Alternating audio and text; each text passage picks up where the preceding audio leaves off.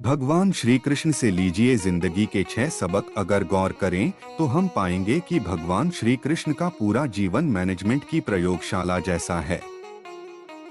कुरुक्षेत्र में 2 सेनाओं के बीच खड़े होकर भारी तनाव के समय उन्होंने अर्जुन को जो ज्ञान दिया वह दुनिया में श्रेष्ठतम है। गीता का जन्म हुआ युद्ध के मैदान में 2 सेनाओं के बीच। जीवन की श्रेष्ठतम बातें भारी तनाव और दबाव में ही बाहर निकलती हैं। अगर आप दिमाग को शांत और मन को स्थिर रखने की कोशिश करें तो सबसे बुरी परिस्थितियों में भी अपने लिए कुछ बहुत बेहतरीन निकाल पाएंगे। यही सिखाते हैं कृष्ण।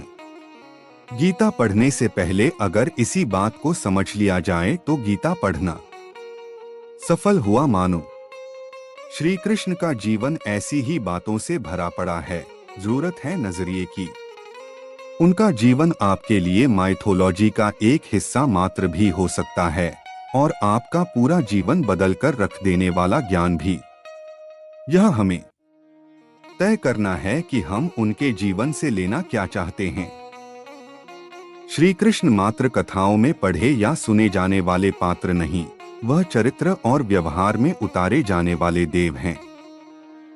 वह हमें सीख देते हैं कि कभी अगर आपको जीवन की स्थितियों पर रोना आए तो एक बार श्री कृष्ण की जीवनी पर नजर जरूर डाल लें। रोना बंद कर देंगे आप। श्री कृष्ण ने एक जेल में जन्म लिया था और जन्म लेने के तुरंत बाद ही उन्हें रात में ही उफनती यमुना पार कर गोकुल ले जाया गया। तीसरे दिन ही राक्षसनी पूतना उन्हें मारने आ पहुंची और यहाँ से जो संघर्ष का सिलसिला शुरू हुआ वह देह त्यागने तक बना रहा।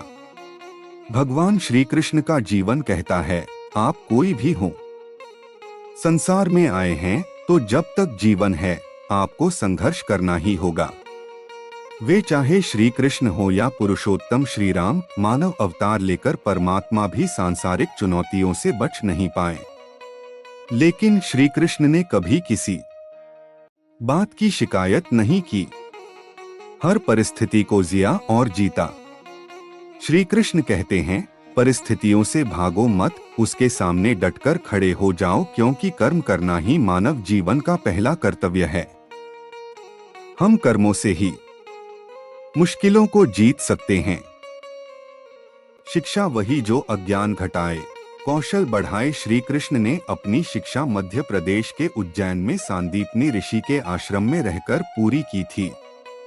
कहा जाता है कि 64 दिन में उन्होंने 64 कलाओं का ज्ञान हासिल कर लिया था। वैदिक ज्ञान के अलावा उन्होंने कलाएं सीखी। शिक्षा ऐसी ही होनी चाहिए जो हमारे व्यक्तित्व का रचनात्मक विकास करे। संगीत, नृत्य, युद्ध सहित 64 कलाएं कृष्ण के व्यक्तित्व का हिस्सा बनी। अगर आप विद्यार्थी हैं तो खुद को सिर्फ किताबी ज्ञान तक सीमित ना रखें। अपने कौशल पर ध्यान दें। हर फनमौला बने।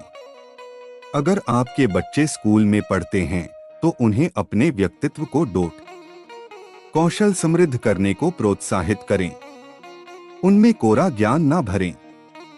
उनकी पढ़ाई ऐसी हो कि उनकी रचनात्मकता को नए आयाम मिले। गीता तीसरी सीख है, प्रेम बचा रहेगा शेष, रिश्तों में करें निवेश। कृष्ण ने जीवन भर कभी उन लोगों का साथ नहीं छोड़ा जिनको मन से अपना माना। अर्जुन हो, सुदामा या फिर उद्धव, श्री कृष्ण ने जिसे अपना मान लिया उसका साथ जीवन भर दिया। रिश्तों के लिए उन्होंने कई लड़ाइयां लड़ी और रिश्तों से ही कई लड़ाइयां जीती। उनके जीवन का सीधा संदेश है, सांसारिक इंसान की सबसे बड़ी धरोहर रिश्ते ही हैं। अगर किसी के पास रिश्तों की थाती नहीं तो वह इंसान संसार में अच्छा जीवन नहीं जी सकता।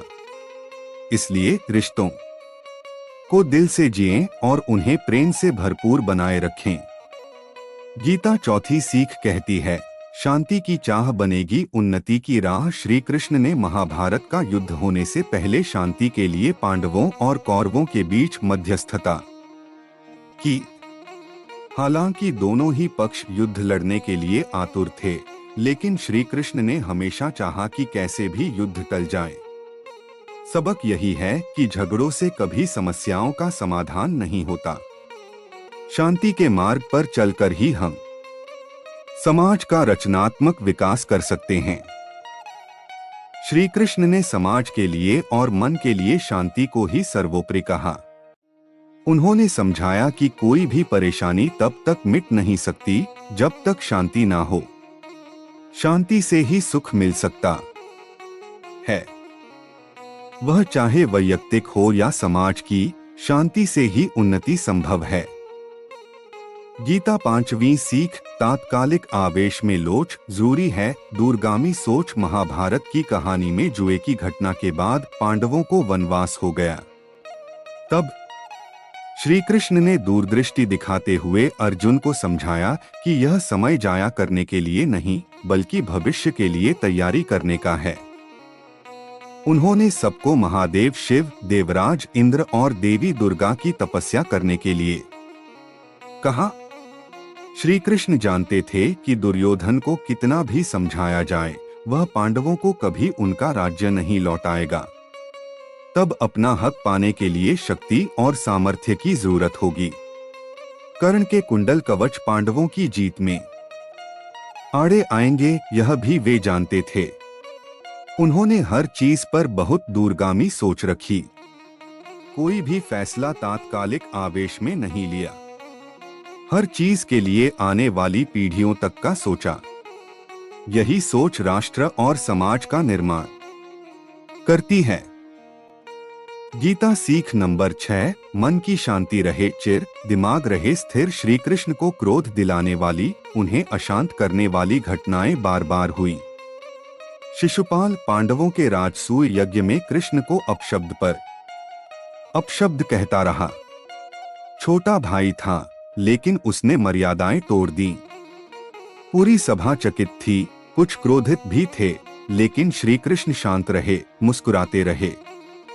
शांति दूत बनकर गए तो दुर्योधन ने खूब अपमान किया। कृष्ण शांत रहे। अगर हमारा दिमाग स्थिर है, मन शांत है, तभी हम सही फैसले ले पाते हैं। आवेश में हमेशा हादसे ही होते हैं। विपरीत परिस्थितियों में भी कभी विचलित नहीं होने का गुण कृष्ण से बेहतर और कौन सिखा सकता है।